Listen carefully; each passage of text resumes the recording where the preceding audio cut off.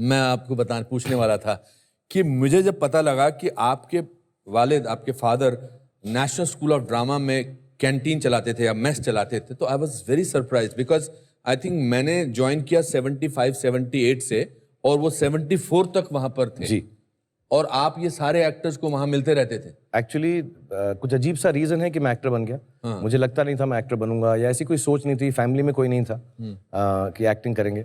लेकिन मुझे लगता है वो फॉर्मेटिव ईयर्स थे। मैं सेंट कोलंबस स्कूल में पढ़ता था जो गोल मार्केट में था, और मैं मॉडर्न स्कूल में 12 खंबा रोड में अपनी बहन को लेने आता था। उनका स्कूल 3:30-4 बजे ख़त्म होता था।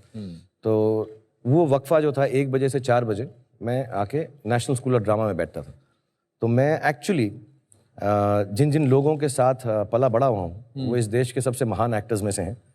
रोहिणी हट्टंगडी जी, राजेश विवेक साहब, सुरेखा सीकरी जी, राज बब्बर साहब, अजीत वच्छानी जी, रघुवीर Yadav. My God, these are all names of my seniors. या और मैं इन सबके साथ मुझे बहुत प्यार करते थे। मैं अभी अजीब लगता है कहते हुए, बट राज बब्बर साहब को बब्बर अंकल कहता था।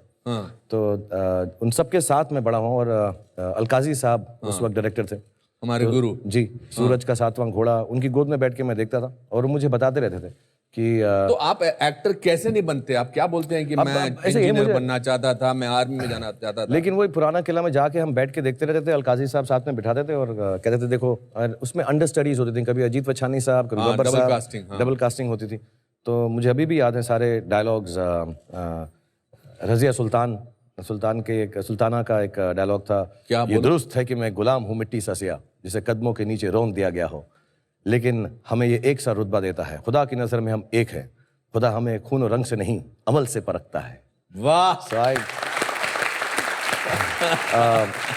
आई थिंक मनोहर सिंह जी, सारे मैंने सब बड़े बड़े एक्टर्स को देखा है, उनको रिहर्सल करते हुए तुगलक भी देखा होगा। मैं तुगलक भी देखा है और सारे के सारे एंगर, ये सारे प्लेस मैंने तुगलक, सूरज का 7वां घोड़ा, मैं सब वहीं रहता था, उनके साथ रिहर्सल करते थे, ताश खेलते थे। ब्लफ सिखाया था हमको राज बब्बर साहब ने, ताश की गेम।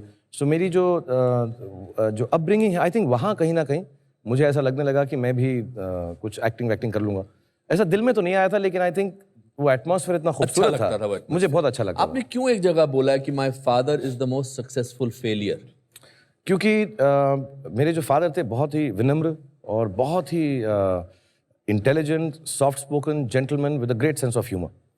और क्योंकि बहुत अर्ली उम्र में मुझसे उनका साथ छूट गया, 15 साल की उम्र में। तो आपका लास्ट विजुअल अपने पापा का क्या है? लास्ट विजुअल बहुत सैड सा है।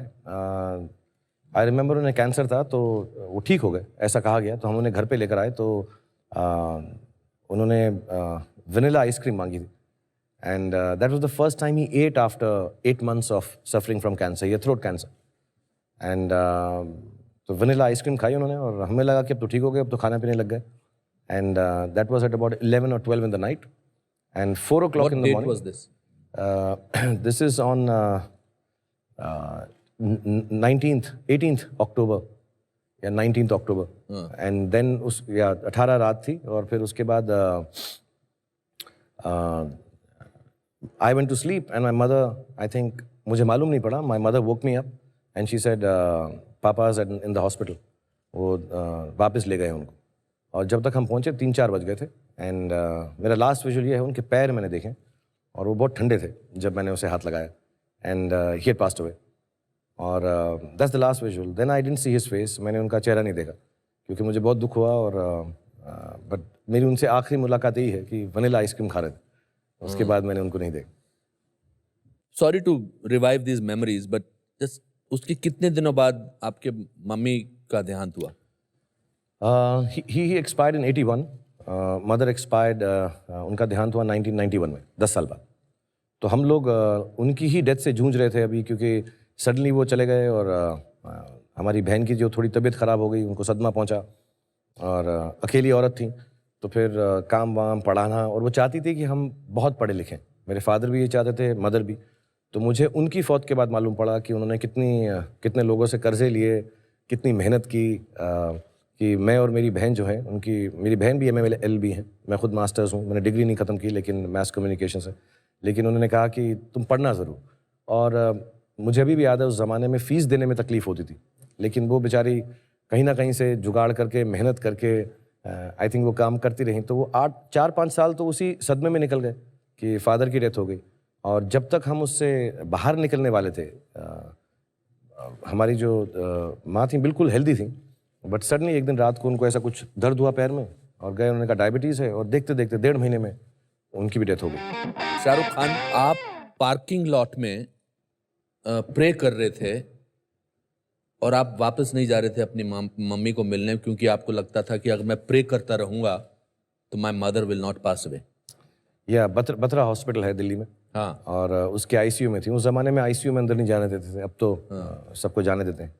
तो मुझे किसी ने कहा कि तुम दुआ करते रहो, और जब तक दुआ जारी रहती है तब तक अल्लाह मियाँ जो हैं सुनते रहते हैं, सुनने में तो मसरूफ़ रहते हैं कि कुछ एक्शन नहीं लेते। तो मेरी एक ही दुआ है, मुझे एक ही आती है, मैं सबको सिखाता भी हूँ, और स्पोर्ट्स की दुआ है, नस्रुम मिनल्लाहि व फतहुन करीब, कि खुदा मुझे शक्ति दो कि मैं जीत सकूँ। हर हर हर हर दोबारा बोलना एक बार, क्या? नस्रुन मिनल्लाहि व फतहुन करीब, ओके। कि अल्लाह मियाँ मुझे आप ताकत दें कि मैं हर सिचुएशन में जीत सकूं, उसे फेस कर सकूं। सो मुझे बोला गया कि उसको 100 बार पढ़ें और अच्छा होगा। तो मैंने कहा मैं कुछ ज़्यादा ही कर देता हूँ, वैसे ही ओवर एक्टिंग करता हूँ, मैं कहा ज़्यादा कर देता हूँ, एक्स्ट्रा चांस क्यों लूँ। तो I kept on praying, and I remember the doctor came down and he said आप अलाउड हैं आईसीयू में, जिसका मतलब यही था, तभी अलाउ करते हैं जब आई थिंक लास्ट घड़ी आ जाती है। और तो I didn't want to go, मैंने कहा मैं नहीं जाऊंगा, दुआ करता रहूंगा तो शायद वो ठीक हो जाएंगी। ठीक हो जाएंगे। लेकिन फिर मैं चला गया, क्योंकि माय सिस्टर एवरीवन सेड कि जाना ज़रूरी है। मैं चला गया, और मेरा एक यकीन है कि इंसान तब दुनिया छोड़ता है जब वो सेटिस्फाइड होता है।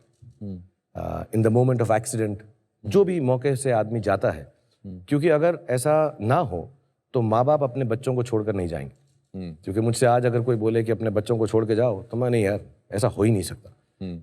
अनलेस मैं बिल्कुल सेटिस्फाइड हूँ कि वो ठीक हो जाएंगे, सब उनका ध्यान रखा जाएगा। तो मुझे ऐसा लगता है, मेरी एक थ्योरी है कि इंसान इस दुनिया को तभी छोड़ता है जब वो एकदम सेटिस्फाइड हो, खुश हो, ये हाँ अभी ठीक है, मैं जा सकता हूँ, बाकी सब संभल जाएगा। सो जब मेरी मदर आईसीयू में थी तो मैं उनके पास बैठ गया, और मैंने एक बड़ी गलत बात की कि मैं उनको दुख पहुँचाता रहा। दुख पहुंचाते थे? मैं कहता रहा उनको, मैंने कहा अगर मैं इनको सेटिस्फाई नहीं होने दूंगा तो शायद ये जाएंगी नहीं। तो मैं उनके पास बैठ के ऐसी बातें करता रहा कि देखो अगर आप चले जाएंगी तो मैं अपनी बहन का ख्याल नहीं रखूंगा, मैं पढ़ूंगा नहीं, मैं काम नहीं करूंगा, ऐसी स्टूपिड बातें करता रहा। तो मैं ऐसी छोटी छोटी बातें करता रहा उनको कि उनको तकलीफ पहुंचे कि यार अभी मैं सेटिस्फाइड नहीं हो सकती, मैं जाऊंगी नहीं, तो मैं जाऊंगी नहीं। और वो मॉनिटर होता है, वो पू पू पू पू पू पू करता रहता है ऐसा करके। And I think they don't declare you dead till your heart stops and your brain stops. तो वो कभी कभी ऐसा 250 पे जाता था, फिर 5 पे आ जाता था, 250 पे जाता था। जब 250 पे जाता लगता कि यार डिससेटिस्फाई हो गई। बट आई थिंक ये सब बिलीफ होते हैं बचपने के। उनको जाना ही था, और शायद वो सेटिस्फाइड थी कि मैं अपनी बहन का भी ख्याल रखूंगा, ज़िंदगी में ठीक ठाक कर लूँगा। तो God knows better and mother knows the best. आप इसीलिए मैंने सुना है कि आप बहुत आयरन पजामा पहनते हैं जिसको बहुत प्रेस किया हो, क्योंकि आपका ख्याल ये है कि अगर सपना आए तो जिसका भी अच्छा सपना आए तो उससे अच्छे कपड़ों में मिले आप। नहीं, आयरन पजामा नहीं पहनता, पजामा डेथ बिफोर पजामा। हाँ जी, पजामा नहीं कभी नहीं पहनते? पजामा कभी नहीं। क्या पहन के सोते हैं आप? मैं शॉर्ट्स पहनता हूँ या ट्रैक पैंट्स पहनता हूँ। पजामा मतलब डेथ बिफोर, पजामा तो कभी ना पहनूं। कभी ना पहने? मैंने पजामा पहनना बहुत पहले छोड़ दिया था। हाँ, उन्हें पजामे में आदमी मामा लगता है, मैं बिल्कुल ना पहनूं पजामा। मैं बहुत वेल ड्रेस्ड होके सोता हूँ। अगर मेरा बस चले तो सूट वूट पहन के सो जाऊंगा। अच्छा। हाँ, मगर मैं अच्छी व्हाइट टी शर्ट आप औंधे सोते हैं या पेट के बल सोते हैं? डिपेंड करता है कि रात में कौन है साथ में।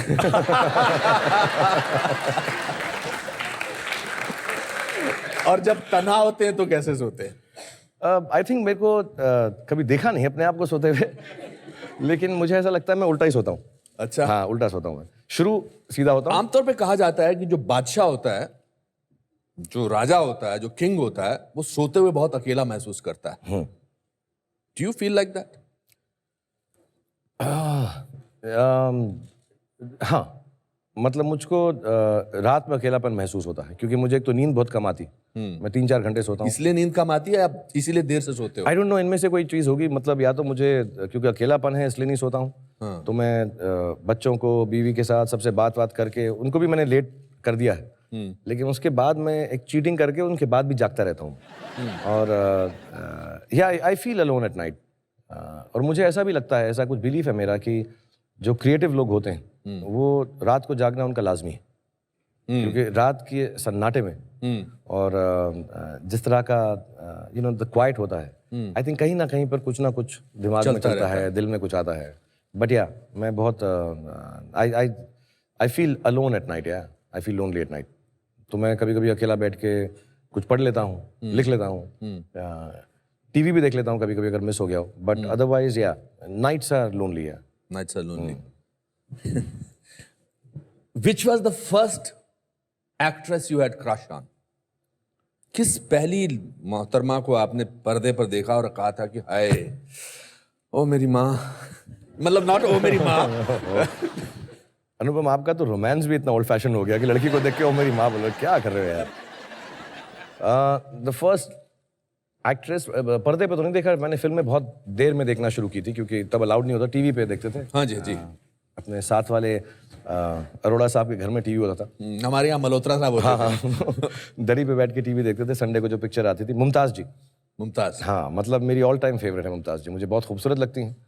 और अभी मतलब ऐसा कहना सही है कि नहीं, but extremely sexy and I think very very beautiful. मैंने नोट किया कि पिछले जब से मैं बात कर रहा हूँ आप बहुत केयरफुल हो गए हो कि ये ठीक बोलना सही है कि नहीं, मैं नहीं बोलता हूँ। वाई? नहीं कहीं मुमताज जी को गलत ना लग जाए। नहीं, मुमताज जी की बात तो समझ, उससे पहले भी आपने 2 बार बोला था कि आई नो, बट ऐसा भी कंट्रोवर्सी हो जाएगी। वो कुछ भी लिख देते हैं। कुछ क्या है कि लोग जो हैं, इतना वक्त है उनके पास, स्पेशली आजकल, कि कुछ चीज बोलो तो उसका कुछ ना कुछ अलग मीनिंग निकाल के कुछ और बोलते हैं। तो खासियत है कि आप कभी बोलने से पहले सोचते नहीं है। ठीक है, जो कुछ मैंने सॉरी बोल के बोला मैं वापस लेता हूँ, जो मैंने बोला है सीधा बोला है, ऐसी की तैसी तुम्हारी। करेक्ट।